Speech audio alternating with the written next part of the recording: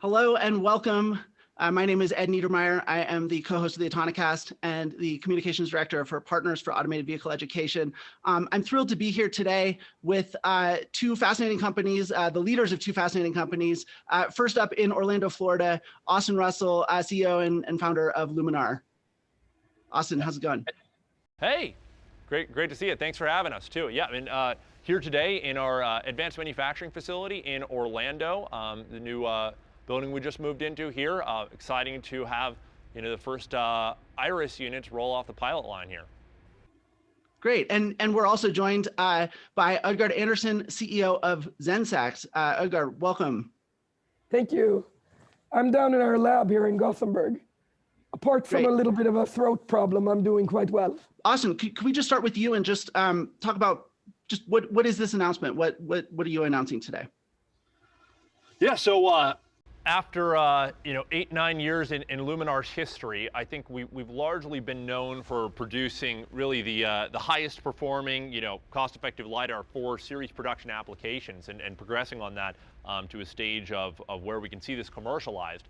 But in parallel, we've been working through a number of different software developments as well. And what we're here today as part of this announcement is in partnership with Zenseact.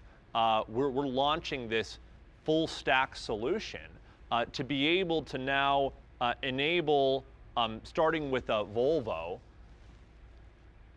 a holistic autonomous vehicle stack that for the first time can actually make its way into series production, into production vehicles. And excited to be here and to get a chance to converse with yourself. And Udgard and the whole team at Zenseact, they're certainly really strong leaders within the broader industry.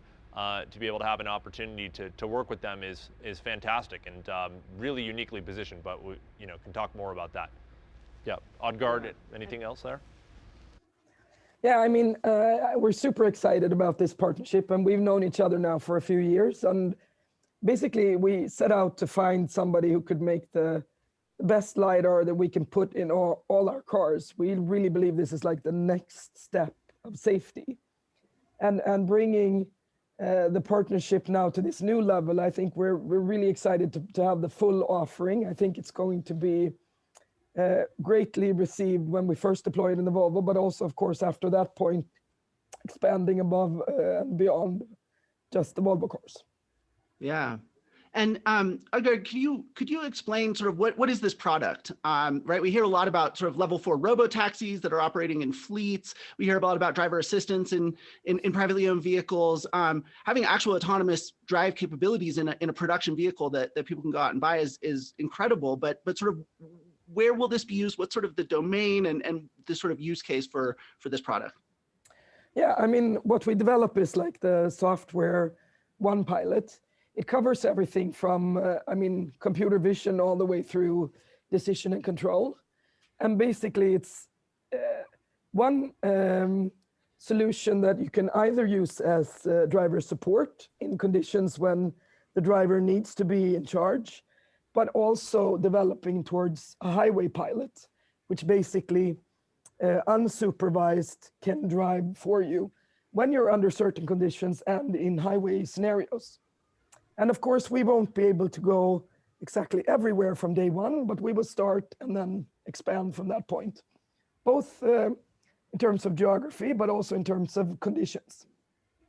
So Austin, OEM partners, it sounds like, will be able to sort of have a range of options of what to do with this technology stack, right? And Volvo's the first, but sort of, could you talk a little more about sort of the range of things that using a LiDAR-based system for these kinds of privately owned vehicle functions, automation functions, what all does that enable in terms of that user experience?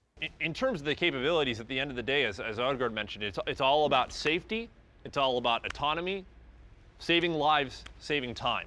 And it really just makes a huge difference when you can have this hardware and software solution deeply integrated.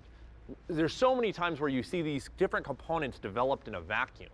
But if you can have something that's a holistic solution, it really makes all the difference. And there's no question this is what a lot of folks in the larger industry have been trying to do.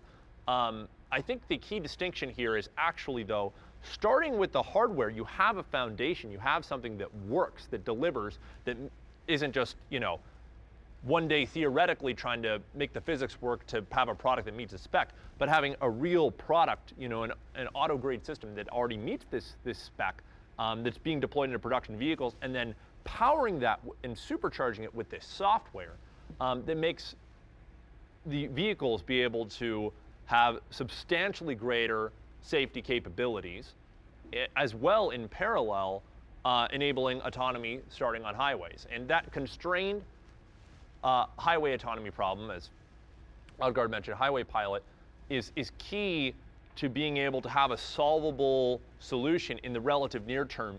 It's going to take a long time by the time, as you mentioned, robotaxis are going to be deployed everywhere throughout the broader industry. That's a decade plus type problem. This is something that's being solved for the next couple of years. I mean, this is deployed. This is going to be available on vehicles that you can buy, starting with Volvo and expanding outward. So that's the distinction. Yeah, and just to clarify, so at the high end, we're looking at like SAE level 3 conditional autonomy. Is that right, or? I think we've and Odgaard and I are generally aligned on this. We largely try and avoid using the SAE terminology, just because it's kind of funny. You can see almost like level inflation going on, in the industry at this point right now, and confusion about what does level 3 really mean? What is that?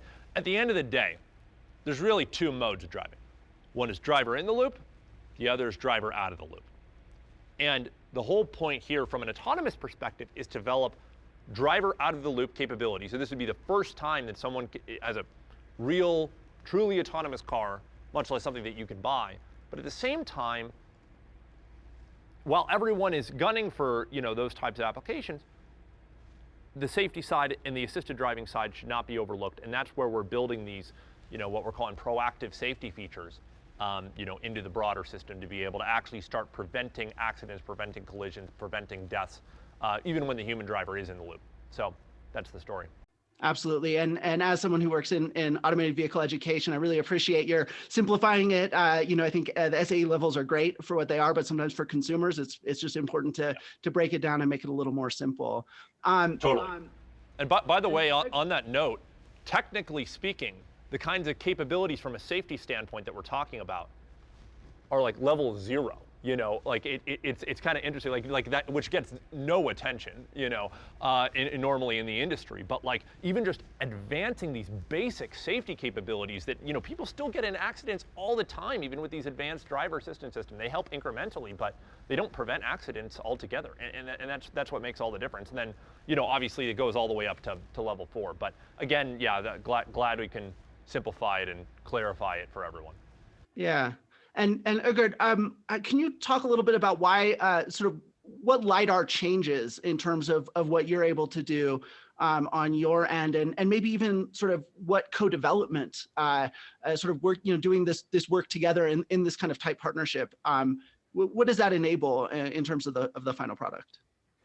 Yeah, I mean, if I start with the LiDAR, we're basically trying to solve a quite difficult problem, and you want to have the absolute best eyes and ears on the car in order to do that.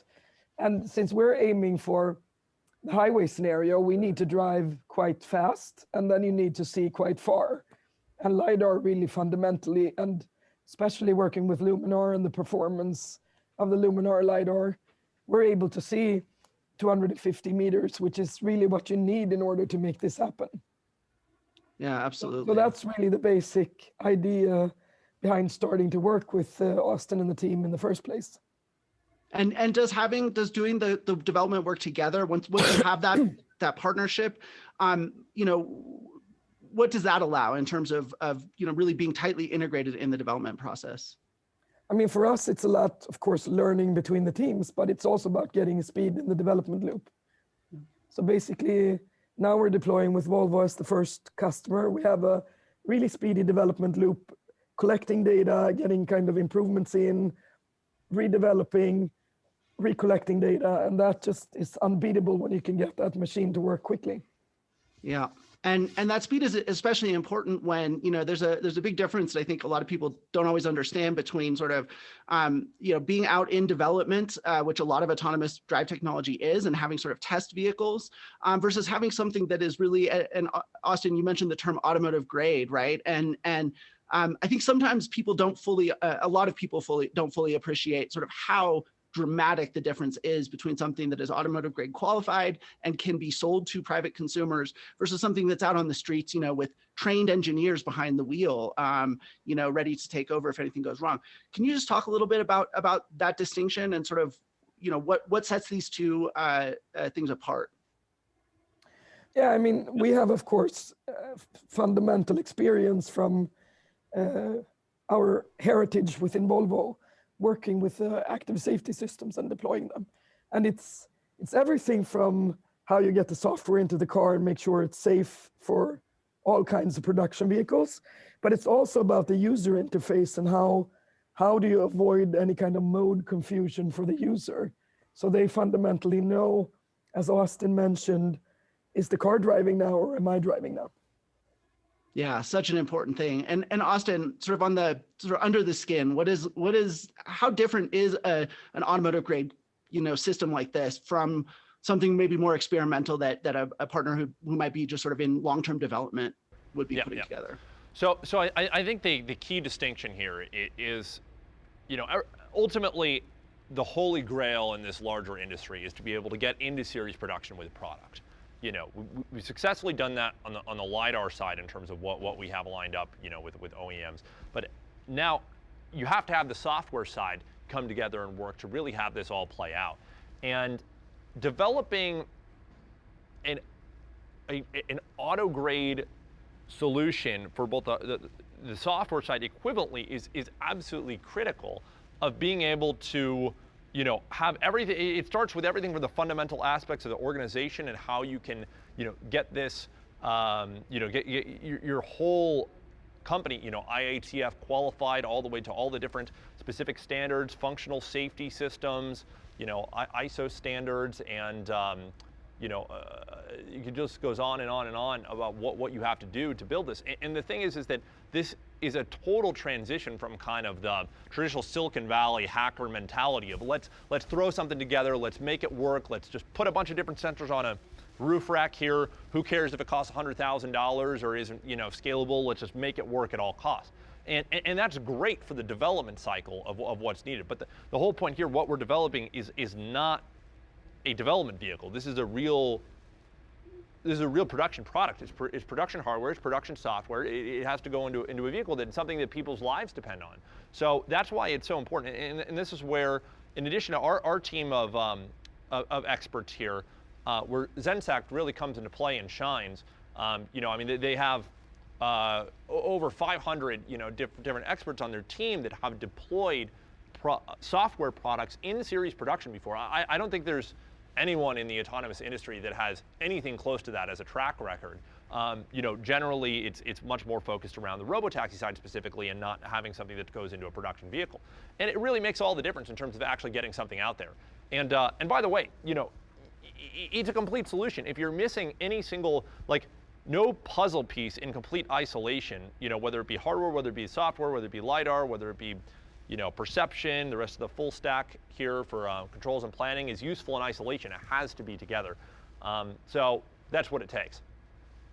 Yeah, absolutely. And Utgard, you know, Austin just sort of referenced the fact that there are so many levels to this, that really it becomes a question almost really of culture. And, you know, your company, you're not just have worked with automotive clients, you've worked with, you know, an automotive client that really sort of safety is at the core of their brand, right? And Volvo. Can you just talk a little bit about culture and sort of how that plays a role in developing this kind of product? I mean, I really think a lot of people actually join us because, of course, the tech is cool. It's like you get to work on the coolest thing there is. But I think most of the people are here because they know they're saving lives. And it's everything from what we talk about in meetings and reviews to what we actually talk about in the lunchroom or by the coffee machine. It's really an enormous sense of pride in what we're doing is saving real people's lives out there.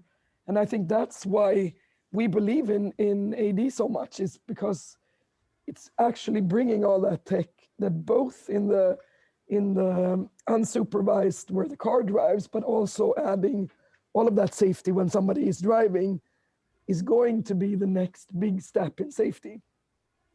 And that's why we're here. Absolutely. And Austin, I mean, do you have a sense of sort of, is it possible to quantify what the potential safety impact here is? What is your hope, at least, for so what you can do with this in terms of improving freeway level safety? Yeah.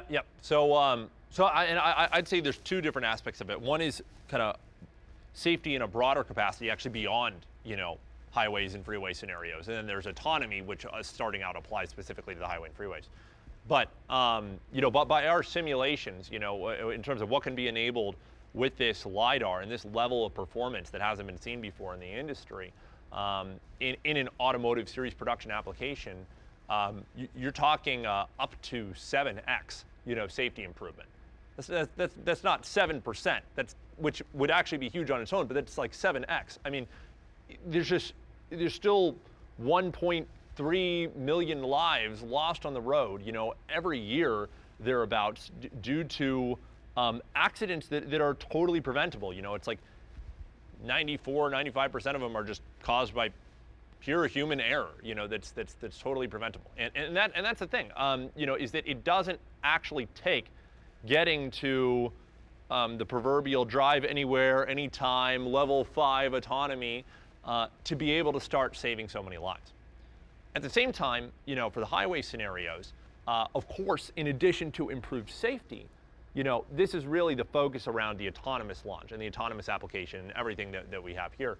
And with us, and then in partnership with Zenseact here, is delivering this highway pilot system, this autonomous stack, really does make a huge difference in terms of, frankly, just recovering time for the driver. Right now, you take a look at the existing quote-unquote full self-driving or equivalent type systems out there, and they're not actually self-driving at all. It's really just a lane keep assist system with an cruise control that adjusts depending on the length of vehicle in front of you.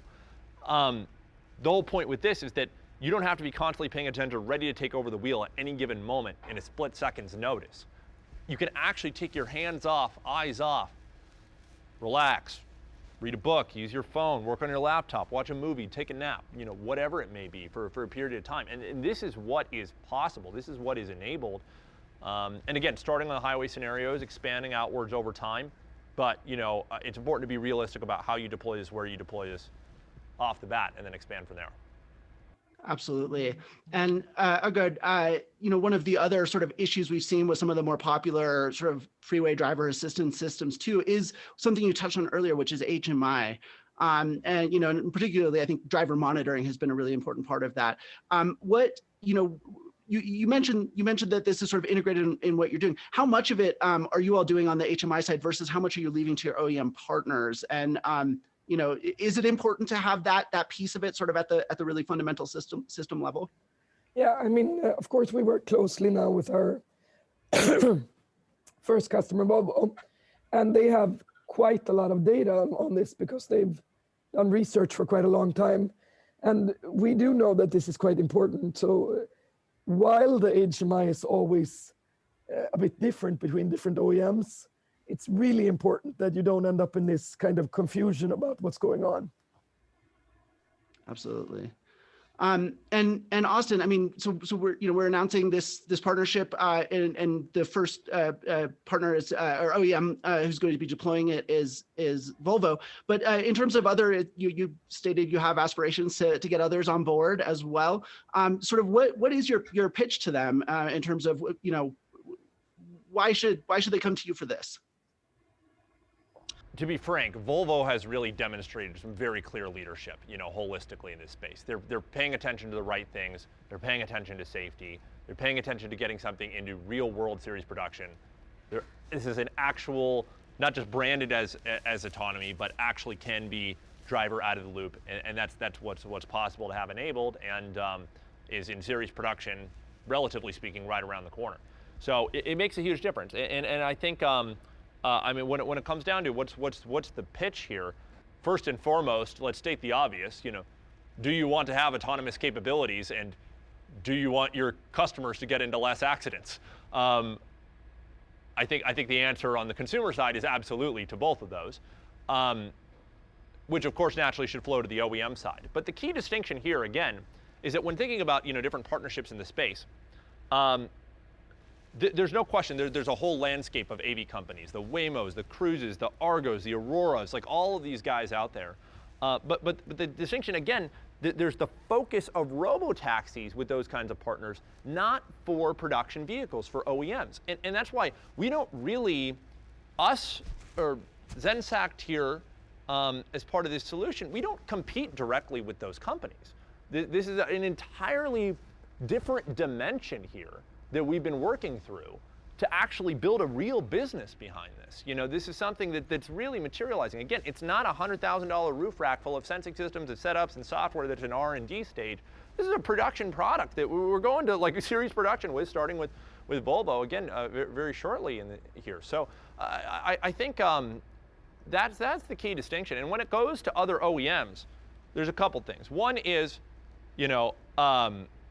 having an opportunity to have a lead partner for this, that's taking the charge and really investing. I mean, this is billions of dollars worth of a combined investment between Zenseact and us to deliver this. This is serious stuff, and to be able to have that back, or to be able to have that put into series production, is key off the bat. At the same time, again, these are people that they can actually trust. Building trust in the OEM world and in the landscape is absolutely critical, and you need folks that have delivered stuff before. We're the first to recognize that, I think having the kind of skill sets that the folks at Zenseact have is hugely complementary to what we have. And, I'm sure Oddcard can speak to it, but, vice versa as well, of getting a little bit of Silicon Valley DNA, as well as, of course, the hardware side of this and the LiDAR, and combining that, it makes all the difference. So that's the core. That's why OEMs, will adopt this holistic solution, and being able to have it proven out, being able to really be the only one in the industry that's capable of doing this. There are a few other in-house developments at OEMs, but again, they're largely entirely focused around robotaxis, not around production vehicles. And that's why it's just so unique to have this combination together. And there's no one else in the industry like Zenseact, there's no one else in the industry like Luminar. Yeah, and Uggar, can you talk about what that's like? I mean, I've certainly seen, we've seen this narrative of Silicon Valley versus Detroit, and it really seems like the future kind of belongs to the folks who get beyond that kind of confrontational approach and really try and bring the best of both worlds together. Can you just talk about what that's like to sort of, because there is some cultural divide there, right? Can you talk what it's like to sort of overcome that and sort of learn from each other?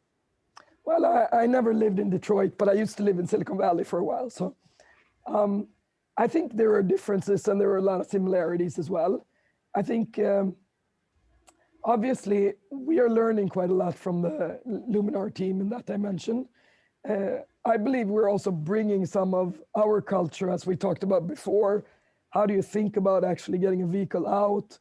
What do you need to do in a certain order? How do you make sure you have all the functional safety systems built in from start, things like that. But then, of course, this idea of continuously upgrading, using data, iterating on the solution, I think very much comes from the Silicon Valley heritage. And I think that's obviously very good if you combine the both. Absolutely. And I think we're probably just about out of time, but Austin, and I understand if you can't, talk specific price points, that's obviously for your OEM partners to determine, right? But, you sort of mentioned that, this is not $100,000 rack of sensors like you see on top of a robotaxi, but, and oftentimes products start, obviously Volvo's a premium automaker, premium brand, and obviously things tend to start premium, new technologies, and work their way down. Is this fundamentally a premium thing? Is there sort of a path to getting the cost down where this could be something that could be in just about any car? Yep. So I'd say that the biggest cost barrier to a lot of this stuff, when it comes to the hardware side, it really comes down to the LiDAR. We've solved that problem. That's what makes a huge difference. Then there's also getting the right setup, getting the right sophistication around all these different things, and having the economies of scale to actually be able to make all of this happen, because there's no way you're going to get the cost if you don't. You can't make anything work if you don't get it into series production at the end of the day, economics-wise. And then there's the software side of it too. You know, this is the kind of business where there's huge upfront development costs, but of course, huge back-end returns that correspond to that. So that's that when it comes down to it, you know, in terms of the economics for this. This is a solution that's, you know, this is not hundreds of thousands of dollars. This is not tens of thousands of dollars. This holistically, you know, all in, this is single-digit thousands, you know, for what you're talking about for these kinds of autonomous capabilities.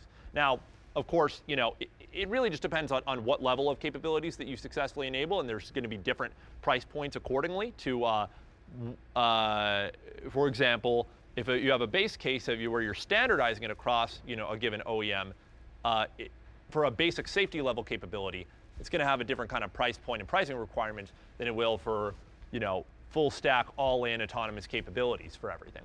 And I think if there's anything that's been shown is that there's huge consumer willingness to pay, you know, for these features as well. I mean, we've seen there's serious dollars that are commanded for just basic assisted driving features that are out there today. And this is taking it entirely to the next level, actually recovering driver time, and at the same time making the vehicle substantially safer. And that's where real value is unlocked, where it's a strong value proposition, you know, for us and Zenseact, for the OEM, for the consumer, really all around. So that's how we structure it.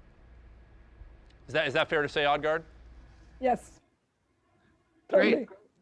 Well, Odgaard, any final thoughts that you'd like to leave people with? I really appreciate you both taking the time to do this. This has been absolutely fascinating. I love learning more about how this all works. But Odgaard, any final thoughts about this that people should take away? Yeah, I think one cool thing we're doing now is actually building a really big brain in terms of a big computer in the middle of the car, and really the best kind of sensors around it. I think that's also an innovation system that we've only started to scratch the surface what we can tap into. So that's, I think, the next step on this is also enabling a lot of other innovation on top of this system. Absolutely. And Austin, any final thoughts? Yeah, no, I think it's great. The ecosystem is a huge part of all of this. And, you know, I mean, of course, the highlights are around some of the key components around the LiDAR system and the software associated with it, you know, from the perception and the controls, planning, actuation, some of the other stuff Zenseact is working on here.